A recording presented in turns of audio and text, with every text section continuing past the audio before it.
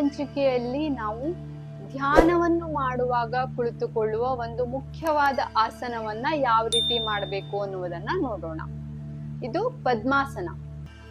ಪದ್ಮಾಸನದಲ್ಲಿ ಕುಳಿತುಕೊಂಡು ಧ್ಯಾನವನ್ನ ಮಾಡಿದರೆ ಅಥವಾ ಪ್ರಾಣಾಯಾಮವನ್ನ ಮಾಡಿದರೆ ನಮ್ಮ ಏಕಾಗ್ರತೆಯನ್ನ ಜಾಸ್ತಿ ಮಾಡಿಕೊಳ್ಬಹುದು.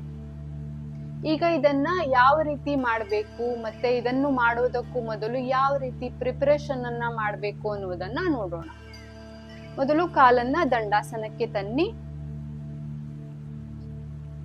ಸ್ವಲ್ಪ ಅಲುಗಾಡಿಸಿ ಫ್ಲೆಕ್ಸಿಬಿಲಿಟಿನ ಹೆಚ್ಚು ಮಾಡ್ಕೊಳ್ಳಿ.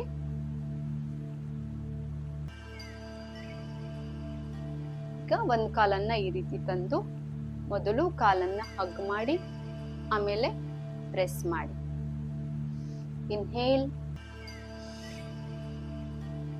Exhale, inhale, exhale,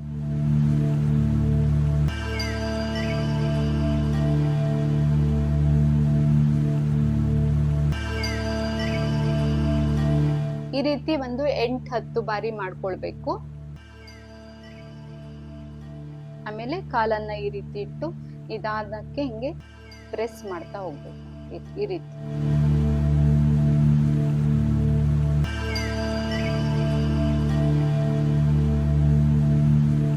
relax.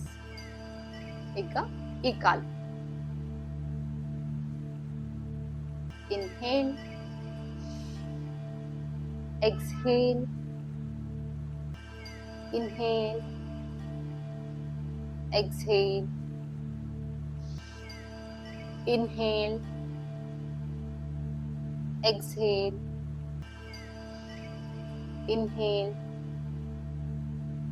exhale.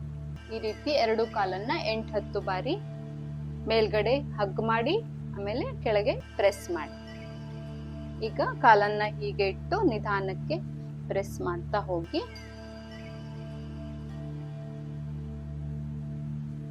ಮಂಡಿಗಳಲ್ಲಿ ನೋವಿದ್ದವರು ಇದನ್ನ ಅವಾಯ್ಡ್ ಮಾಡಿದ್ರೆ ಒಳ್ಳೇದು. ರಿಲ್ಯಾಕ್ಸ್. ಈಗ ಈ ರೀತಿ ಇಟ್ಟು ಮೊದಲು ಒಂದು ಕಾಲನ್ನ ಹೀಗೆ ತಂದು ಈಗ ಮಾಡಿ ಮತ್ತೊಂದು ಕಾಲನ್ನ ಈ ರೀತಿ ತನ್ನಿ.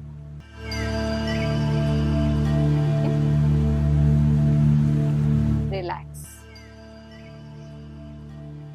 ಈಗ ನಿಧಾನಕ್ಕೆ ಒಂದ್ ಕಾಲನ್ನ ತಂದು ಎಡಗಾಲನ್ನ ನಾನು ಈಗ ತಂದು ಬಲ ತೊಡೆಯ ಮೇಲೆ ಇಡ್ತಾ ಇದ್ದೀನಿ. ಈ ರೀತಿ ನಮ್ಗೆ ಎಷ್ಟಾಗುತ್ತೋ ಅಷ್ಟು ನಾವ್ ಹೀಗೆ ಇಟ್ಟು ಈ ಕಾಲು ಮಂಡಿ ಕೆಳಗೆ ಪ್ರೆಸ್ ಆಗ್ಲಿ, ಹೀಗೆ ಟಚ್ ಆಗ್ಲಿ. ಇದು ಹೀಗಿಟ್ಟು ಈ ಕಾಲನ್ನ ನಿಧಾನಕ್ಕೆ ತಂದು ಫಸ್ಟು ಇಲ್ಲಿಟ್ಕೊಳ್ಳಿ, ಕೆಳಗಿಟ್ಕೊಳ್ಳಿ ಈ ರೀತಿ.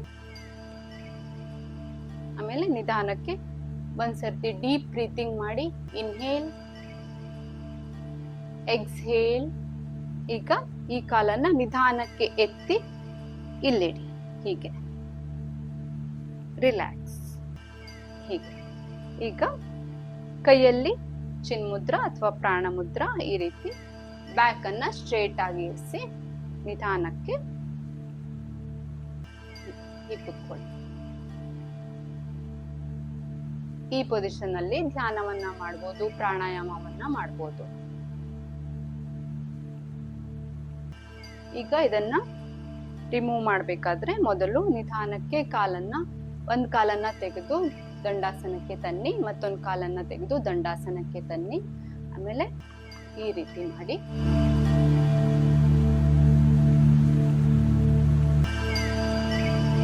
ರಿಲ್ಯಾಕ್ಸ್. ಈ ಪದ್ಮಾಸನವನ್ನ ಮೊದಲು ಮಾಡುವುದು ಸ್ವಲ್ಪ ಕಷ್ಟ. ಆದ್ರೆ ಪ್ರಿಪರೇಷನ್ ಅನ್ನ ಮಾಡಿಕೊಂಡು ಅಥವಾ ದಿನಾಲು ಯೋಗಾಸನವನ್ನ ಮಾಡಿ ನಮ್ಮ ದೇಹದ ಫ್ಲೆಕ್ಸಿಬಿಲಿಟಿಯನ್ನ, ಕಾಲಿನ ಫ್ಲೆಕ್ಸಿಬಿಲಿಟಿಯನ್ನ ಹೆಚ್ಚು ಮಾಡಿಕೊಂಡು ಆಮೇಲೆ ಆರಾಮವಾಗಿ ಮಾಡಬಹುದು. ಇದು ನಮ್ಮ ದೇಹದ ಪೂರ್ಣ ಭಾಗಗಳಿಗೆ ಬ್ಲಡ್ ಸರ್ಕ್ಯುಲೇಷನ್ ನ ಚೆನ್ನಾಗಿ ಮಾಡುತ್ತೆ, ಮತ್ತೆ ಡೈಜೆಷನ್ ಪವರ್ ಅನ್ನ ಹೆಚ್ಚು ಮಾಡುತ್ತೆ, ಮತ್ತು ನಮ್ಮ ದೇಹದ ತೂಕವನ್ನ ಕಡಿಮೆ ಮಾಡಲು ಕೂಡ ಈ ಆಸನ ಸಹಾಯಕ. ಇದು ಒಂದು ಮೆಡಿಟೇಟಿವ್ ಪೋಸ್ ಆಗಿರುವುದರಿಂದ ಧ್ಯಾನ ಮತ್ತೆ ಪ್ರಾಣಾಯಾಮವನ್ನ ಈ ಆಸನದಲ್ಲಿ ಕುಳಿತು ಮಾಡುವುದರಿಂದ ನಮ್ಮ ಏಕಾಗ್ರತೆಯನ್ನ ಜಾಸ್ತಿ ಮಾಡಿಕೊಳ್ಬಹುದು. ಮತ್ತು ಗರ್ಭಿಣಿಯರು ಇದನ್ನ 4-5 ತಿಂಗಳ ತುಂಬಿದ ಮೇಲೆ ಡಾಕ್ಟರ ಸಲಹೆ ಮೇರೆಗೆ ಇದನ್ನ ದಿನಾಲು ಮಾಡುವುದರಿಂದ ಹೆರಿಗೆಯನ್ನ ಸುಲಭವಾಗಿ ಮಾಡಿಕೊಳ್ಬಹುದು. ದಿನಾಲು ಈ ಆಸನವನ್ನ ಪ್ರಾಕ್ಟೀಸ್ ಮಾಡುವುದರಿಂದ ಮೆನ್ಸ್ಟ್ರುವಲ್ ಪೀರಿಯಡ್ ಅಲ್ಲಿ ಬರುವ ನೋವನ್ನು ಕೂಡ ಕಡಿಮೆ ಮಾಡ್ಕೊಳ್ಬಹುದು. ಇದೇ ರೀತಿ ದಿನಾಲು ಒಂದೊಂದು ಯೋಗಾಸನವನ್ನ ಯಾವ ರೀತಿ ಮಾಡಬೇಕು ಮತ್ತೆ ಅದರಿಂದ ಆಗುವ ಪ್ರಯೋಜನಗಳೇನು ಅನ್ನುವುದನ್ನ ನೋಡೋಣ. ದಿನಾಲು ಯೋಗಾಭ್ಯಾಸವನ್ನ ಮಾಡಿ ನಿಮ್ಮ ಆರೋಗ್ಯವನ್ನ ಹೆಚ್ಚು ಮಾಡಿಕೊಳ್ಳಿ. ನಮಸ್ಕಾರ.